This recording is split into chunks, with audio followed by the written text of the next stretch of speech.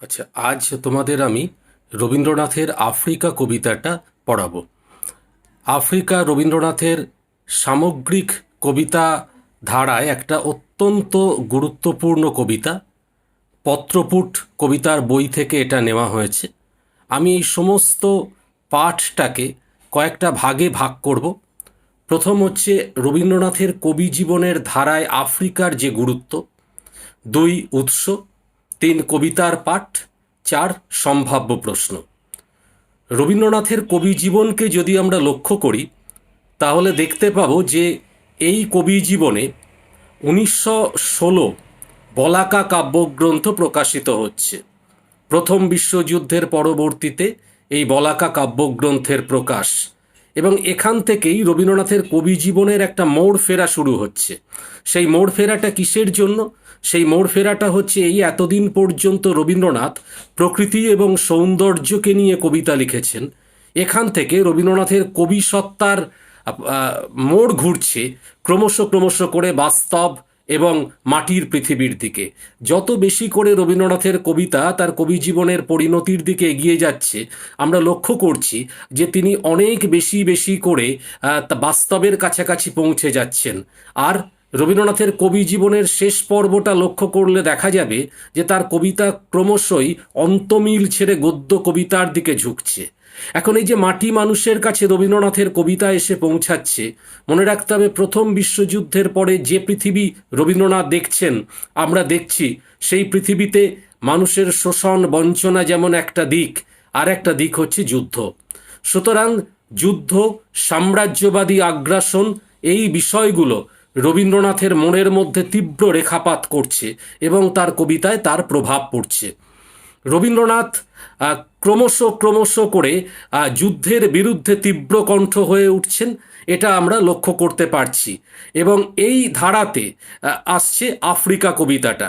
মনে রাখা দরকার যে রবীন্দ্রনাথ চিরকালই সাম্রাজ্যবাদের বিরুদ্ধে এবং ফ্যাসিবাদের বিরুদ্ধে তার বলিষ্ঠ কণ্ঠ উচ্চারণ করে গিয়েছেন।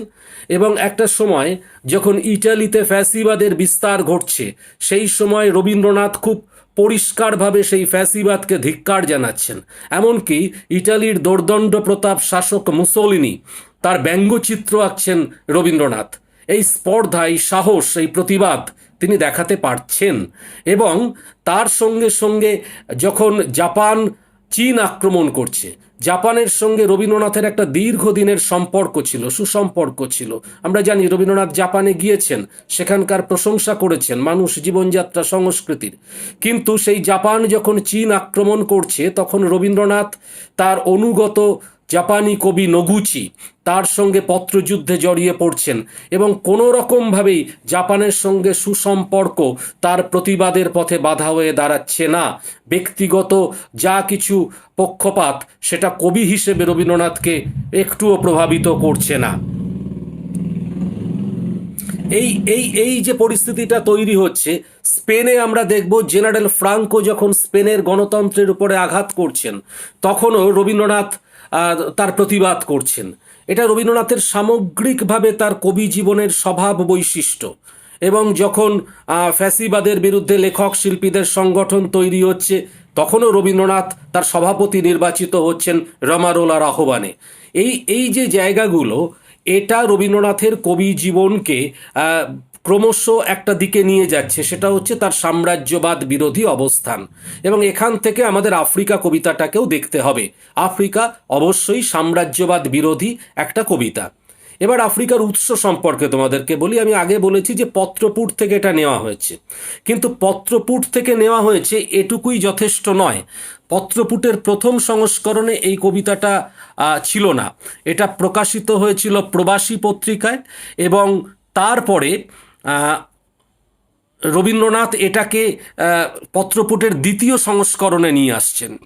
অমিয় চক্রবর্তী যখন আফ্রিকার উপরে ইউরোপীয় দেশগুলোর আক্রমণ ঘটছে, ইটালি যখন আবিসিনিয়া আক্রমণ করছে, তখন অমিয় চক্রবর্তী রবীন্দ্রনাথকে বলছেন, কবির অত্যন্ত সুহৃদ অমিয় চক্রবর্তী, তিনি বলছেন আপনি কিছু একটা লিখুন। রবীন্দ্রনাথ সেই আবেদনের প্রত্যুত্তরে আফ্রিকা কবিতাটা কিছুটা দ্বিধা নিয়ে লিখছেন, কিন্তু বেরোচ্ছে কোথায়? প্রবাসী পত্রিকায়। পত্রপুটের প্রথম সংস্করণে কবিতাটা নেই। এরপর যখন পত্রপুটের দ্বিতীয় সংস্করণ বেরোচ্ছে তার আগে স্পেনে গৃহযুদ্ধ হচ্ছে, জার্মানি আর ইটালি দুটো সাম্রাজ্যবাদী দেশ, তাদের মধ্যে অক্ষ চুক্তি হচ্ছে, জার্মানি এবং জাপান তাদের মধ্যে অ্যান্টি কমিন্টার্ন চুক্তি হচ্ছে। এই এই যে জায়গাগুলো হচ্ছে, পাশাপাশি রোমারোলার উদ্যোগে বিশ্ব শান্তি সম্মেলন হচ্ছে, ফ্যাসিবাদীদের হাতে লোরকা নিহত হচ্ছেন, বিখ্যাত কবি লোরকা তিনি নিহত হচ্ছেন। এই যে ঘটনাগুলো ঘটছে, হয়তো আমরা মনে করছি যে রবীন্দ্রনাথের মনে হচ্ছে যে সাম্রাজ্যবাদের বিরুদ্ধে তার যে কথা সেটা আরও বলিষ্ঠভাবে প্রকাশ হওয়া দরকার। আফ্রিকা কবিতাটাকে সেই জন্য তিনি পত্রপুটে নিয়ে আসছেন, যাতে এটা একটা স্থায়ী জায়গা পায়। গ্রন্থবদ্ধ হচ্ছে কবিতা পত্রিকা থেকে, তার মানে কবিতাটাকে একটা স্থায়ী রূপ দেওয়ার চেষ্টা রবীন্দ্রনাথ করছেন। সুতরাং আমরা উৎস বলবো পত্রপুট, কিন্তু এই পত্রপুটের উৎসে আসার প্রেক্ষাপটটাও তোমাদেরকে আমি জানিয়ে দিলাম। এবার আমরা কবিতাটাতে যাই। উদ্ভ্রান্ত সেই আদিম যুগে স্রষ্টা যখন নিজের প্রতি অসন্তোষে নতুন সৃষ্টিকে বারবার করছিলেন বিধ্বস্ত, তার সেই অধৈর্যে ঘন ঘন মাথা নাড়ার দিনে রুদ্র সমুদ্রের বাহু প্রাচী ধরিত্রীর বুকের থেকে ছিনিয়ে নিয়ে গেল তোমাকে আফ্রিকা, বাঁধলে তোমাকে বনস্পতির নিবিড় পাহারায় কৃপণ আলোর অন্তঃপুরে।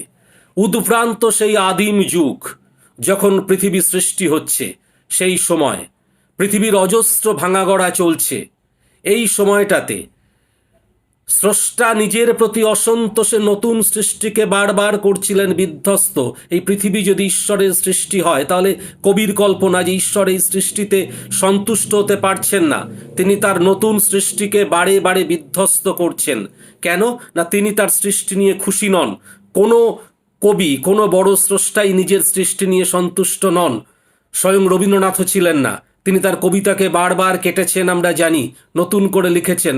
এক একটা কবিতা, গল্প, উপন্যাসের অজস্র পাঠ পাওয়া যায় রবীন্দ্রনাথের। এখন ঈশ্বর যদি হন সবথেকে বড় স্রষ্টা, তাহলে আমরা ধরে নিতে পারি যে ঈশ্বরও তার সৃষ্টিতে, যে পৃথিবী তিনি নতুন করে সৃষ্টি করেছেন, তাতে খুশি ছিলেন না। তাই তিনি পৃথিবীকে বারবার ভাঙছিলেন, গড়ছিলেন, নতুনভাবে রূপ দিচ্ছিলেন। এটাই হচ্ছে অধৈর্যে ঘন ঘন মাথা নাড়ার দিন। অধৈর্যে ঘন ঘন মাথা নাড়ার দিন। পৃথিবীতে প্রবল ভূমিকম্প হচ্ছিল এবং মাটির তলার যে টেকটনিক প্লেট, সেই প্লেটগুলো সরে যাচ্ছিল। সরে যাওয়ার ফলে একটা সময় এরকম একটা ধারণা করা হয় যে অ্যালফ্রেড ওয়েগনারের একটা তত্ত্ব আছে, সেই তত্ত্ব অনুযায়ী গোটা পৃথিবীটা আসলে ছিল একটা ভূখণ্ড। তারপর প্রবল ভূমিকম্পের ফলে পৃথিবীতে মহাদেশগুলো বিচ্ছিন্ন হয়ে যায়। আফ্রিকা এবং এশিয়া মহাদেশ এরা একসঙ্গে ছিল, মাঝখানে মহাসাগর ঢুকে পড়ে। রুদ্র সমুদ্রের বাহু প্রাচী ধরিত্রীর বুকের থেকে ছিনিয়ে নিয়ে গেল তোমাকে আফ্রিকা। রুদ্র সমুদ্রের বাহু, ভয়াবহ মহাসমুদ্র, সে আফ্রিকাকে বিচ্ছিন্ন করল প্রাচী ধরিত্রী অর্থাৎ এশিয়া মহাদেশের থেকে। বাঁধলে তোমাকে বনস্পতির নিবিড় পাহারায় কৃপণ আলোর অন্তঃপুরে। তোমাকে বাঁধলো কোথায় না, কৃপণ আলোর অন্তঃপুরে, বনস্পতির নিবিড় পাহারায়। প্রথম যখন আফ্রিকা সৃষ্টি হয়েছিল, সেই আফ্রিকা মহাদেশে ছিল আদিম অরণ্য পরিবৃত। আজও পৃথিবীর যে বনভূমি রয়েছে তার একটা বড় অংশ আফ্রিকাতে রয়েছে, এবং তখন এই গোটা আফ্রিকা মহাদেশ ছিল অরণ্য সংকুল। সেটাকেই বলা হচ্ছে বাঁধলে তোমাকে বনস্পতির নিবিড় পাহারায় কৃপণ আলোর অন্তঃপুরে, যেখানে নিভৃত অবকাশে তুমি সংগ্রহ করছিলে দুর্গমের রহস্য, চিনছিলে জল স্থল আকাশের দুর্বোধ সংকেত। নিভৃত অবকাশে তুমি সংগ্রহ করছিলে দুর্গমের রহস্য। নিভৃত অবকাশ, কারণ আফ্রিকার জনজীবন তখনও ব্যস্ত হয়ে পড়েনি। আফ্রিকার আদিম অরণ্যের আড়ালে যে মানুষরা রয়েছে তারা প্রকৃতির মতোই অনায়াস, তাদের জীবনও ততটাই অনায়াস। সেই জীবনের কোনো ব্যস্ততা নেই, তাই নিভৃত অবকাশ। নিভৃত অবকাশে সংগ্রহ করছে দুর্গমের রহস্য। আফ্রিকা তখন একটা দুর্গম এলাকা, দুর্গম মহাদেশ। সেই দুর্গমের রহস্যকে খুঁজে পাওয়াটাই বড় কথা। চিনছিলে জল স্থল আকাশের দুর্বোধ সংকেত। এই জল স্থল আকাশ এর একটা দুর্বোধ সংকেত আছে, ইশারা আছে। পৃথিবীতে বহু প্রাচীন কাল থেকে মানুষ প্রকৃতির মধ্যে একটা আদি দৈবিক এবং আদি ভৌতিক ব্যঞ্জনা খুঁজে পাওয়ার চেষ্টা করেছে, মনে করেছে প্রকৃতির একটা নিজস্ব শক্তি আছে, যে শক্তিকে তারা বিভিন্ন সময়ে পুজো করেছে, উপাসনা করেছে, দেবতার জায়গায় বসিয়েছে। বিভিন্ন ধর্মে এটা ঘটেছে। এখন এই যে চীন ছিলে জল স্থল আকাশের দুর্বোধ সংকেত, সেটাতে বলা হচ্ছে যে প্রকৃতির যে অপার্থিব শক্তি, সেই শক্তিকে বুঝে নেওয়ার চেষ্টা। প্রকৃতির দৃষ্টি অতীত জাদু, যা আমরা দেখতে পাই তা নয়, তার আড়ালে আমি যেটা বললাম অতীন্দ্রিয় শক্তি, অলৌকিক শক্তি। কবি বলছেন দৃষ্টি অতীত জাদু মন্ত্র জাগাচ্ছিল তোমার চেতনাতীত মনে। তোমার সেই মন যা বিজ্ঞানের আলোয় আলোকিত হয়ে উঠতে পারেনি, তোমার সেই মন যা আধুনিকতার সঙ্গে পরিচিত হতে পারেনি, চেতনা অতীত মন সেখানে মন্ত্র জাগাচ্ছিল। মানে প্রকৃতি থেকেই তুমি সংগ্রহ করে নিচ্ছিলে তোমার বেঁচে থাকার প্রাণস্পন্দন, প্রকৃতি থেকেই তুমি সংগ্রহ করে নিচ্ছিলে তোমার জীবন যাপনের প্রতিটা পদক্ষেপের মূল মন্ত্র। এইভাবে আফ্রিকা তার সৃষ্টির প্রথম পর্বে প্রকৃতির কাছে মাথা নত করে দাঁড়াচ্ছে। প্রকৃতিই তার সব কিছু, কারণ এই আফ্রিকা যন্ত্র সভ্যতার সঙ্গে পরিচিত নয়, এই আফ্রিকা শিল্প বিপ্লবকে দেখেনি, এই আফ্রিকার সঙ্গে উন্নত বিশ্বের কোনো পরিচয় হয়নি। বিদ্রুপ করছিলে ভীষণকে বিরূপের ছদ্মবেশে, শঙ্কাকে চাচ্ছিলে হার মানাতে, আপনাকে উগ্র করে বিভীষিকার প্রচণ্ড মহিমায় তাণ্ডবের দুন্দুভিনী নাতে। তুমি বিদ্রুপ করছিলে ভীষণকে বিরূপের ছদ্মবেশে। যারা তোমার থেকেও হয়তো বড় শক্তি, তারা তোমার দিকে যদি তাকাতো, সেই ভীষণকে তোমরা বিদ্রুপ করছিলে তুমি বিরূপের ছদ্মবেশে। কেন? আফ্রিকার ভেতরে এত দুর্গম বৈশিষ্ট্য রয়েছে, আফ্রিকার ভিতরে এত হিংস্র প্রাণী রয়েছে, জীবনযাপন এতটাই রহস্যময় এবং তার মধ্যে নানা অসুখ বিসুখ ছড়িয়ে আছে। এই সমস্ত কিছু নিয়ে একটা বিরূপতা বাকি পৃথিবীর জন্য আফ্রিকার ছিল। বিরূপের ছদ্মবেশে সে যেন বিদ্রুপ করছিল ভীষণকে। আসলে এর মধ্যে দিয়ে সে শঙ্কাকে চাচ্ছিল হার মানাতে। নিজের ভিতরে যে ভয়, সেই ভয়টাকেই সে পরাজিত করতে চাইছিল। নিজেকে উগ্র করে বিভীষিকার প্রচণ্ড মহিমায় তাণ্ডবের দুন্দুভিনী নাথে সে নিজেকে উগ্র করে তুলেছিল। বিভীষিকার প্রচণ্ড মহিমায় যা কিছু ভয়ঙ্কর, সেটাই ছিল আফ্রিকার মহিমা। তা আফ্রিকাকে মহিমান্বিত করেছিল, আফ্রিকাকে শক্তি দিয়েছিল, এবং তার মধ্যে দিয়ে বাকি পৃথিবীকে আফ্রিকা যেন নিজের দুর্গম স্বভাব উপহার দিচ্ছিল, বিরূপ মনোভাব পোষণ করছিল, যাতে তারা আফ্রিকার কাছে পৌঁছাতে না পারে। এভাবে আফ্রিকা যেন একটা ডিফেন্স মেকানিজম তৈরি করেছিল তার আত্মরক্ষার স্বার্থে। এই যে প্রথম স্তবকটা আমরা পড়লাম, এই প্রথম স্তবকটা হচ্ছে রবীন্দ্রনাথ যেভাবে রূপ দিয়েছেন, এটাকে আমরা বলবো ভূগোলের সত্য। এই কবিতাটাকে আমরা কয়েকটা ভাগে ভাগ করব। এর প্রথম অংশটা হচ্ছে ভূগোলের সত্য, দ্বিতীয় অংশটা হচ্ছে ইতিহাসের সত্য, আর শেষ অংশটা হচ্ছে মানবিক সত্য। ভূগোলের সত্য, সেখানে রবীন্দ্রনাথ আমাদেরকে তাহলে প্রথম স্তবকে কি বললেন?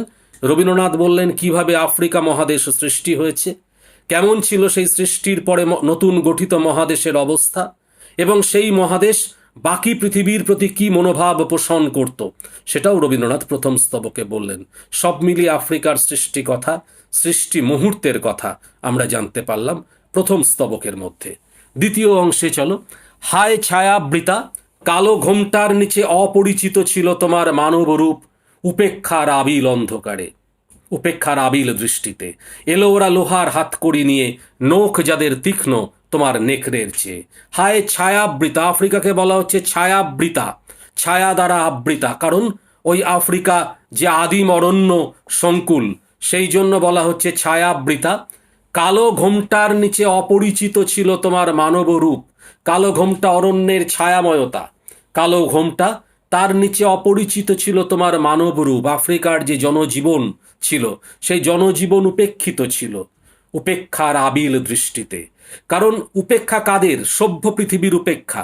তারা আফ্রিকাকে ভাবত আদিম অসভ্য বর্বরদের দেশ। এই উপেক্ষা আফ্রিকাকে অপরিচিত করে রেখেছিল গোটা পৃথিবীর কাছে। এলো ওরা লোহার হাতকড়ি নিয়ে, নখ যাদের তীক্ষ্ণ তোমার নেকড়ের চেয়ে। পট পরিবর্তন ঘটছে। যে উপেক্ষা আফ্রিকাকে বিচ্ছিন্ন করে রেখেছিল এতদিন, সেই জায়গা থেকে সভ্য পৃথিবীর দৃষ্টি পরিবর্তন ঘটল, তাদের মনোভাবের পরিবর্তন ঘটল। আফ্রিকার যে প্রাকৃতিক সম্পদ, আফ্রিকার যে বনজ সম্পদ, ভূমিজ সম্পদ এবং মানব সম্পদ, বাকি পৃথিবী তার প্রতি আকৃষ্ট হচ্ছে। এবং তখনই লোহার হাতকড়ি নিয়ে আগমন ঘটছে সভ্য পৃথিবীর, নখ যাদের তীক্ষ্ণ তোমার নেকড়ের চেয়ে, এলো মানুষ ধরার দল, গর্বে যারা অন্ধ তোমার সূর্য হারা অরণ্যের চেয়ে। আফ্রিকার অরণ্যের একটা অহংকার ছিল, যেই অরণ্য অসূর্য স্পর্শা, সূর্যও স্পর্শ করতে পারে না আফ্রিকার মাটিকে। কিন্তু দুর্ভাগ্যের বিষয় যে যারা এলো যা আক্রমণকারী হিসেবে, আগ্রাসনকারী হিসেবে, তারা আফ্রিকার অরণ্যের থেকেও অনেক বেশি অহংকারী। অহংকারী লোহার হাতকড়া নিয়ে তাদের আগমন ঘটছে, তাদের নখ তীক্ষ্ণ নেকড়ের চেয়ে। হিংস্রতা এরা আফ্রিকার অরণ্যে লুকিয়ে থাকা নেকড়েদের থেকেও হিংস্র। এলো মানুষ ধরার দল। প্রথম পর্যায়ে যারা আফ্রিকায় এসেছিল বাণিজ্য করার জন্য বণিকের ভূমিকায়, তাদের প্রথম লক্ষ্য ছিল যে আফ্রিকায় দাস ব্যবসা চালু করা।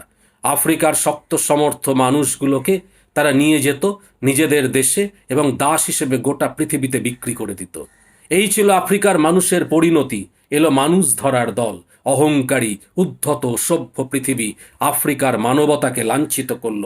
আফ্রিকার ইতিহাসের একটা প্রথম অধ্যায় এভাবেই অপমানিত হলো সভ্য মানুষের দ্বারা।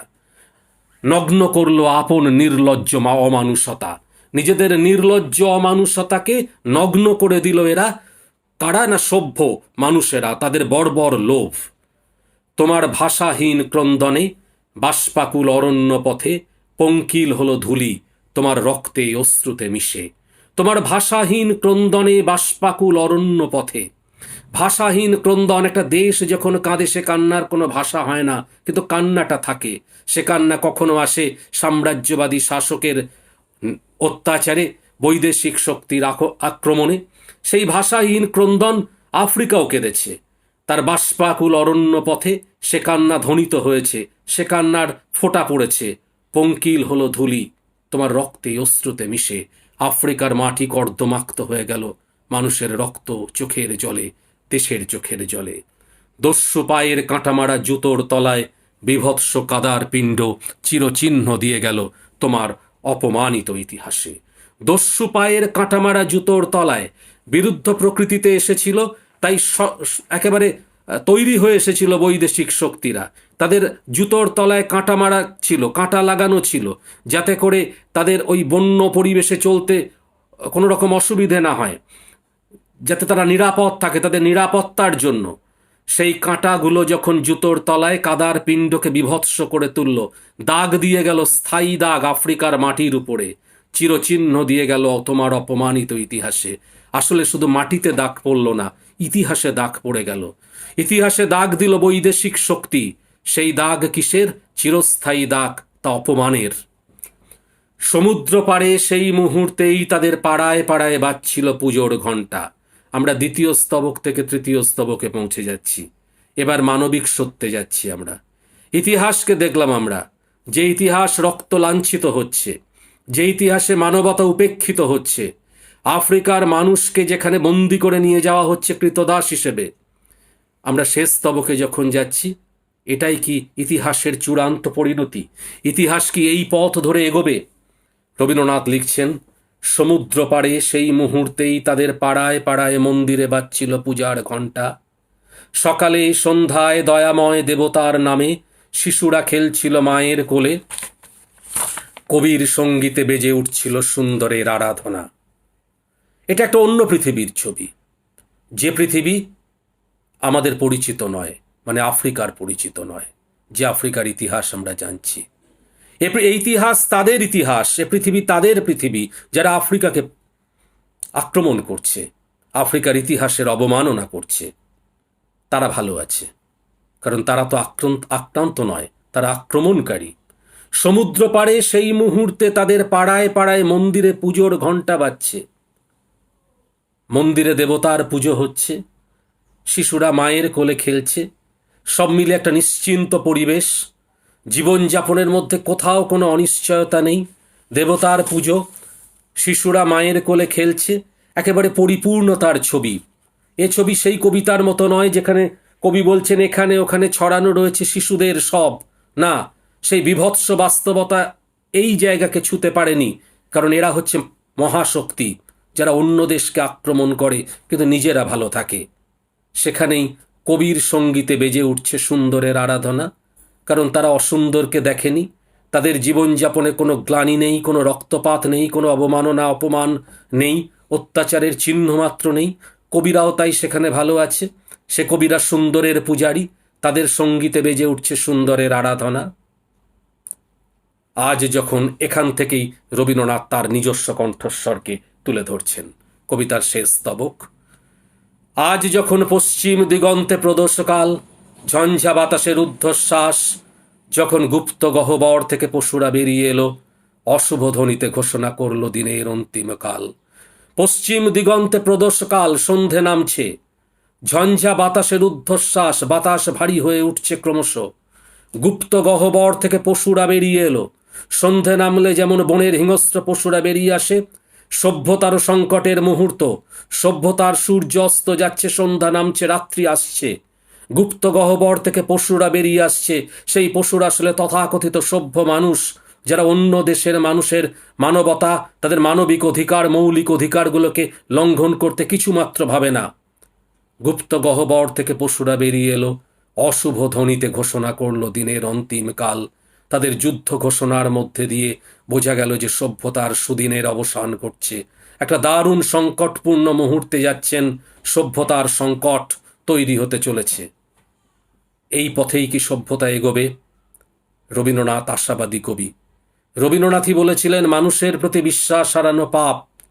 সেই জায়গা থেকেই এ কবিতাতেও রবীন্দ্রনাথ বলছেন, এসো যুগান্তের কবি, আসন্ন সন্ধ্যার শেষ রশ্মিপাতে, দাঁড়াও ওই মানহারা মানবীর দ্বারে, বলো ক্ষমা করো হিংস্র প্রলাপের মধ্যে, সেই হোক তোমার সভ্যতার শেষ পুণ্যবাণী। যুগান্তের কবি, অর্থাৎ এই যুগ শেষ হবে, নতুন যুগ আসবে, সেই যুগের বার্তা বহন করে আনবেন যে কবি, তাকে উদ্দেশ্য করে কবি বলছেন, এই সন্ধ্যার শেষ রশ্মিপাতে তুমি এসে দাঁড়াও, ওই মানহারা মানবী অর্থাৎ আফ্রিকার দরজায় ক্ষমা প্রার্থনা করো। চারপাশের এই হিংস্র প্রলাপের মধ্যে এটাই হবে সভ্যতার শেষ পুণ্যবাণী। এই ক্ষমা প্রার্থনার মধ্য দিয়ে বিবেকের জাগরণ ঘটবে, অনুশোচনার জাগরণ ঘটবে, আর তার মধ্যে দিয়েই আমরা আমাদের ভুলের পাপের উৎসকে অতিক্রম করে যাব।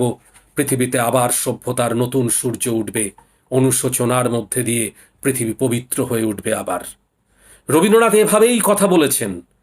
রবীন্দ্রনাথ লিখেছিলেন তার প্রবন্ধে, একটা প্রবন্ধে রবীন্দ্রনাথ লিখছেন, আপনারা এমন সব বীর তৈরি করুন যারা গর্বস্ফীত সাজাত্য এবং ইম্পিরিয়ালিজমকে পদদলিত করে পৃথিবী থেকে চিরনির্বাসিত করতে পারে। এই যে আন্দোলন শুরু হবে, সেই আন্দোলনের সামনে কবি যুগান্তের কবিকে রাখছেন, কারণ কবিরাই সত্যদ্রষ্টা। সাম্রাজ্যবাদের বিরুদ্ধে তীব্র কণ্ঠ রবীন্দ্রনাথ লিখেছিলেন, কণ্ঠে মোর আনো বজ্রবাণী, শিশুঘাতী নারীঘাতী কুৎসিত বিভৎসা পড়ে, ধিক্কার হানিতে পারি যেন। ধিক্কার জানাচ্ছেন রবীন্দ্রনাথ। এই ঘটনা হয়তো ইটালির আবিসিনিয়া আক্রমণের পরিপ্রেক্ষিতে লেখা, কিন্তু এই কবিতা পৃথিবীর সমস্ত সাম্রাজ্যবাদী শক্তির বিরুদ্ধে রবীন্দ্রনাথের বলিষ্ঠ প্রতিবাদ, তার প্রতীক এই কবিতা। যুগান্তের কবিকে আহ্বান করছেন। রবীন্দ্রনাথ মনে করেন একজনকে দরকার যে পৃথিবীকে আলো দেখাবে, পথ দেখাবে। ওই মহামানব আসে, দিকে দিকে রোমাঞ্চ লাগে, মর্তধূলির ঘাসে ঘাসে সুরলোকে বেজে ওঠে শঙ্খ, নরলোকে বাজে জয়ডঙ্ক, হলো মহাজন্মের লগ্ন। আফ্রিকাতেও রবীন্দ্রনাথ আশা করছেন সমস্ত ধ্বংসের পরে, সমস্ত বিপন্নতার পরে একদিন পৃথিবী আবার সুন্দর হবে। আর পথ দেখাবে কে? পথ দেখাবেন যুগান্তের কবি। এই হচ্ছে আমাদের কবিতার পাঠ। এখানে তোমরা যদি কঠিন শব্দগুলো দেখো, একবার শব্দার্থগুলো দেখে নিই। সেখানে আমরা দেখব উদ্ভ্রান্ত, মানে যে অস্থির হয়ে উঠেছে, অস্থির। প্রাচী মানে প্রাচ্যভাগ, পূর্বভাগ, ধরিত্রী পৃথিবী, বনস্পতি বড় গাছ। অন্তঃপুর মানে ভিতর। দৃষ্টি অতীত জাদু মানে চেতনার বাইরে থাকা যে মায়াময়তা। বিভীষিকা ভয়ঙ্কর। দুন্দুবি জয় ঢাক, দুন্দুবি নিনাদ, দুন্দুবি নির্গত নিনাদ, জয় ঢাকের শব্দ। ছায়াবৃতা, ছায়া দ্বারা আবৃতা। আর কঠিন শব্দ সেভাবে দেখা যাচ্ছে না। ঝঞ্ঝা বাতাস, ঝড় এবং বাতাস। অন্তিমকাল, শেষের সময়। এই হচ্ছে আমাদের মোটামুটি কঠিন শব্দ যা আছে। এবার আমি তোমাদেরকে সম্ভাব্য প্রশ্নগুলো একটু বলে দিই। প্রথম অংশ থেকে যেটা করতে পারো, স্রষ্টা যখন নিজের প্রতি অসন্তোষে নতুন সৃষ্টিকে বারবার করছিলেন বিধ্বস্ত, স্রষ্টা কেন বিধ্বস্ত করছিলেন এবং কবিকে অনুসরণ করে মন্তব্যটি বিশ্লেষণ করো। বিদ্রূপ করছিলে ভীষণকে বিরূপের ছদ্মবেশে। কে বিদ্রূপ করছিল? ভীষণকে। এবং এই বিদ্রূপের কারণ কি? গর্বে যারা অন্ধ, নেক্সট কোয়েশ্চেন, গর্বে যারা অন্ধ তোমার সূর্যহারা অরণ্যের চেয়ে, কাদের কথা বলা হয়েছে এবং তাদের সম্পর্কে কবির মূল্যায়ন কি? চিরচিহ্ন দিয়ে গেল তোমার অপমানিত ইতিহাসে। কারা কোথায় চিরচিহ্ন দিয়ে গিয়েছিল? অপমানিত ইতিহাস শব্দবন্ধটি ব্যাখ্যা করো। কবির সঙ্গীতে বেজে উঠছিল সুন্দরের আরাধনা। কবির সঙ্গীতে সুন্দরের আরাধনা বেজে ওঠার তাৎপর্য কি? এসো যুগান্তের কবি। যুগান্তের কবিকে, তাকে আহ্বান করার তাৎপর্য লেখো। সেই হোক তোমার সভ্যতার শেষ পুণ্যবাণী। কবি কাকে সভ্যতার শেষ পুণ্যবাণী বলেছেন এবং কেন? এই প্রশ্নগুলো তোমরা দেখবে, এগুলো প্রাসঙ্গিক প্রশ্ন, গুরুত্বপূর্ণ প্রশ্ন। কবিতাটা আলোচনা করলাম, আশা করি তোমাদের বুঝতে অসুবিধা হবে না। আজ এই পর্যন্ত।